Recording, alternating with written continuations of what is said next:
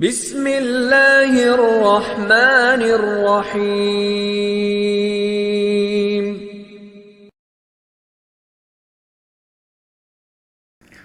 اما بعد فاعوذ باللہ السمیع العلیم من الشیطان الرجیم۔ بسم اللہ الرحمن الرحیم۔ کل جو ہے ہم نے کن چیزوں کے لیے وضو کرنا مستحب ہے ان کا ذکر شروع کیا تھا۔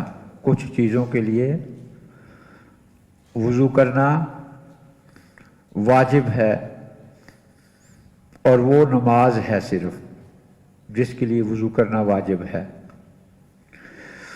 اور کن چیزوں کے لیے وضو کرنا مستحب ہے ان کا جو ہے ذکر ہم نے کل شروع کیا تھا۔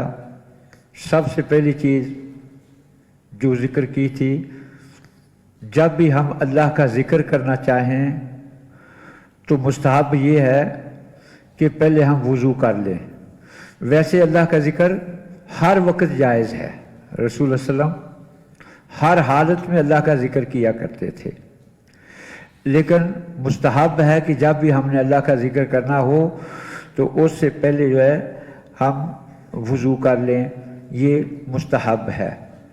اس طرح یہ بھی ہم نے ذکر کیا تھا کہ جب سونا ہے رات کو تو مستحب یہ ہے کہ پہلے وضو کیا جائے پھر سویا جائے، اور اگر وضو کرنے کے بعد 2 رکعت پڑھ لیں یا جتنی اللہ توفیق دے، یہ تو اور بہت ہی بہتر ہے۔ اسی طرح جنابت کی حالت میں اگر کوئی بندہ کھانا چاہتا ہے یا سونا چاہتا ہے تو مستحب یہ ہے کہ پہلے وضو کرے اس کے بعد سوئے۔ کھانا چاہتا ہے، مستحب یہ ہے کہ کم از کم پہلے وضو کرے اور اس کے بعد جو ہے وہ کھائے۔ اسی طرح جو مستحب ہے غسل سے پہلے وضو کرنا، غسل مسنون کا طریقہ ہم بیان کریں گے، تو یہ مستحب ہے کہ غسل مسنون جو ہوتا ہے اس سے پہلے وضو کیا جائے اور اس کے بعد جو ہے وہ غسل کیا جائے، پہلے وضو کیا جائے پھر غسل کیا جائے۔ اسی طرح یہ مسئلہ بھی میں نے کل بیان کیا تھا کہ جب تک آپ کا وضو موجود ہے اس وقت تک آپ جتنی بھی نمازیں پڑھ سکتے ہیں۔ مثلا ظہر کی نماز ہم نے پڑھی ہے، ابھی وضو کی حالت میں ہے، اس کے بعد ہم مسجد میں بیٹھے ہیں قرآن پڑھ رہے ہیں، وضو ٹوٹا نہیں ہے، تو اس وضو سے ہم نماز عصر کی پڑھ سکتے ہیں، لیکن مستحب یہ ہے کہ ہم عصر کے لیے الگ سے وضو کر لیں، تجدید وضو۔ وضو تو ہے، وضو کے اوپر وضو کر لیں، یہ مستحب ہے، یہ واجب نہیں ہے۔ اسی طرح وضو کی حفاظت کرنا یہ بھی مسنون اور مستحب ہے کہ جب بھی بندے کا وضو ٹوٹتا ہے بندہ وضو کر لے، جیسے کہ ابو ہریرہ رضی اللہ تعالیٰ عنہ، حضرت بلال رضی اللہ تعالیٰ عنہ رسول صلی اللہ علیہ وسلم نے کہ بما سبقتنی، اے بلال کس وجہ سے آپ سب کو لے گئے مجھے، میں نے اپنے پہلے آپ کے جو ہے وہ چلنے کی آوازیں جنت میں سنی ہیں، تو اس میں جو حضرت بلال رضی اللہ عنہ وہ یہی تھا کہ رات کی جو بھی گھڑی ہو، دن کی جو بھی گھڑی ہو، جب بھی میرا وضو ٹوٹتا ہے میں وضو کر لیتا ہوں، اور جب میں وضو کرتا ہوں پھر اللہ تعالیٰ جتنی مجھے توفیق دیتا ہے میں نماز بھی پڑھ لیتا ہوں۔ تو یہ بھی جب بھی وضو جو ہے وہ ٹوٹتا ہے تو اس سے جو ہے اس کے بعد بندہ جو ہے وہ وضو کر لے، تو یہ مستحب ہے۔ اسی طرح ایک مسئلہ اور جو ہے وہ بیان کرنا چاہتا ہوں، یہ مسح کرنا جو ہوتا ہے وضو کی حالت میں، مسح ہم کرتے ہیں پاؤں پہ، جب موزے پہنے ہیں یا جب جرابیں پہنی ہیں تو یہ مسح کرنا جائز ہے، لیکن اس کے لیے 2 شرطیں ہیں۔ یہ 2 شرطیں پائی جائیں گی تو پھر یہ مسح جائز ہے، اگر ان دو شرطوں میں سے اگر کسی ایک شرط کا بھی فقدان ہو گیا تو مسح جائز نہیں ہے۔ سب سے پہلی شرط یہ ہے کہ جب آپ نے یہ موزے پہنے ہیں، جب آپ نے یہ جرابیں پہنی ہیں، اس وقت آپ وضو کی حالت میں تھے۔ اگر وضو کی حالت میں نہیں ہے تو آپ نے جرابیں پہنی ہیں، اس کے بعد نماز کا ٹائم ہوا، آپ نے وضو کرنا ہے، تو آپ کے لیے ضروری ہے کہ جرابوں کو اتاریں اور اپنے پاؤں کو دھوئیں۔ اگر وضو کی حالت میں تھے پھر پہنی ہے تو پھر آپ مسح کر سکتے ہیں، پھر آپ مسح کر سکتے ہیں۔ دوسری جو شرط ہے وہ توقیت ہے، وقت بھی مقرر ہے، مسح کے لیے وقت مقرر ہے۔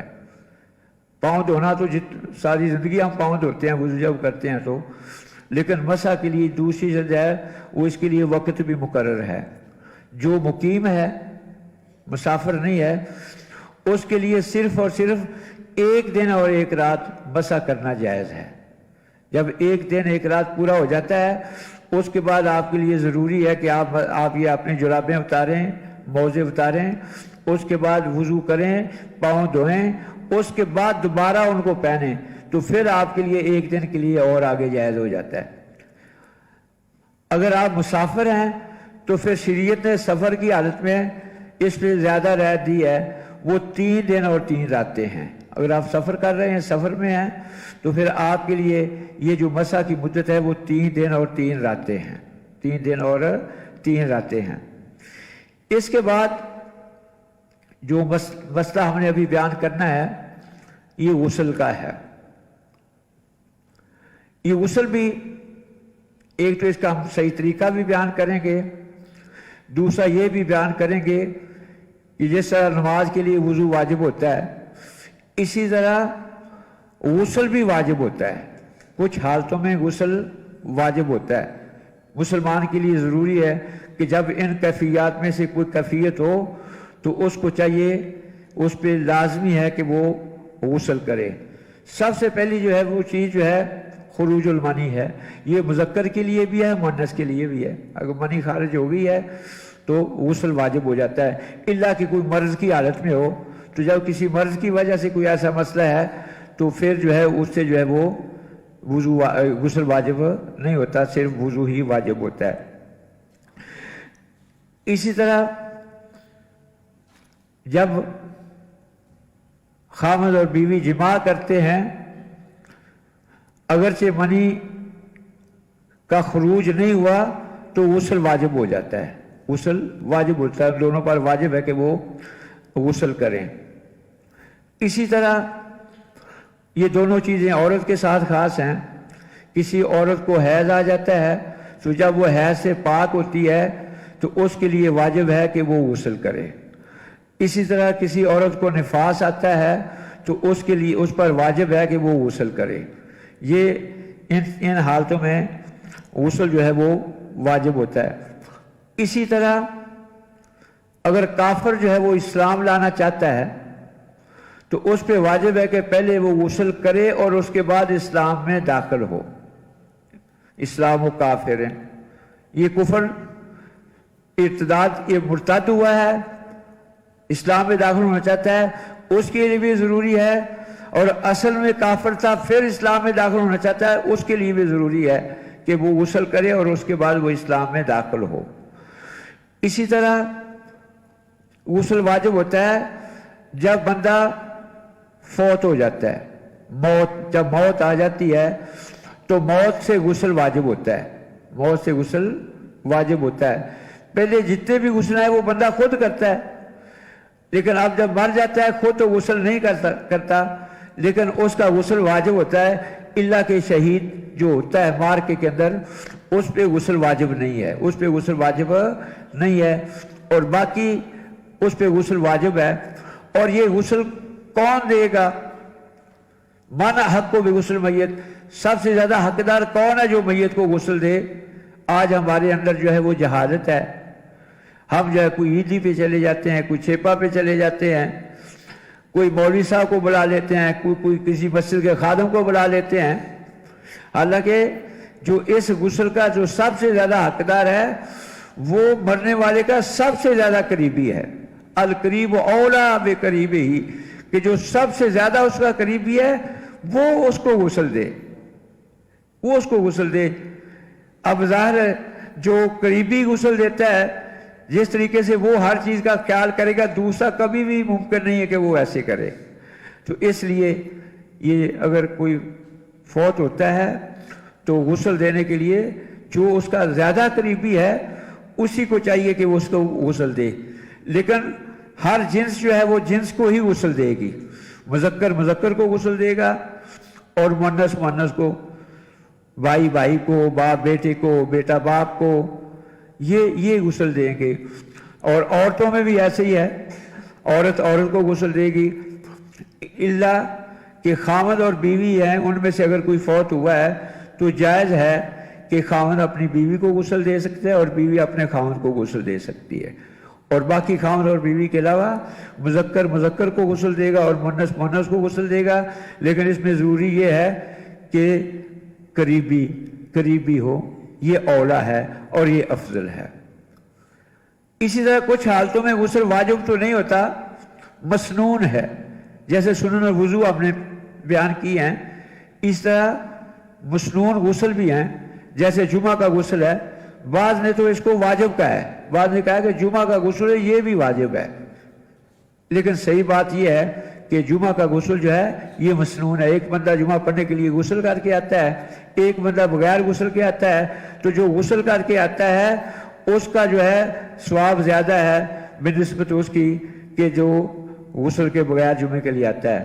اسی طرح نماز عید، دو عیدیں ہمارے پاس، غسل و عیدین، دونوں عیدوں پہ غسل کرنا یہ مستحب ہے۔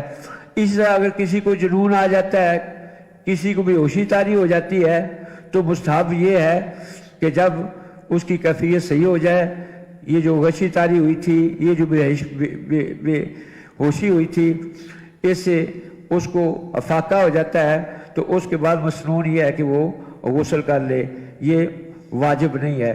اس طرح مستحاضہ، یہ بیماری ہے عورت کی، تو اس کے لیے مستحب ہے کہ ہر نماز کے لیے غسل کر لے، ہر نماز کے لیے غسل کر لے، یا دو نمازوں کے لیے غسل کر لے، تو یہ غسل مستحاضہ جو ہے یہ مستحب ہے، لیکن ہر نماز کے لیے وضو کرنا اس کے لیے واجب ہے، ہر نماز کے لیے اس کے لیے وضو کرنا واجب ہے۔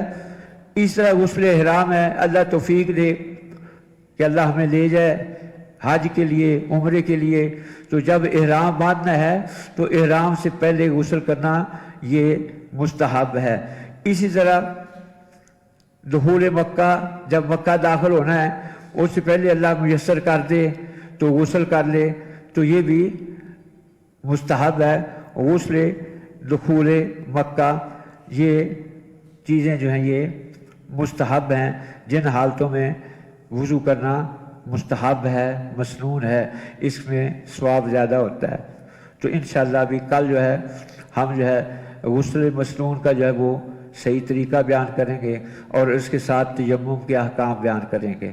وصلی اللہ علیہ نبینا محمد وآلہ وسلم۔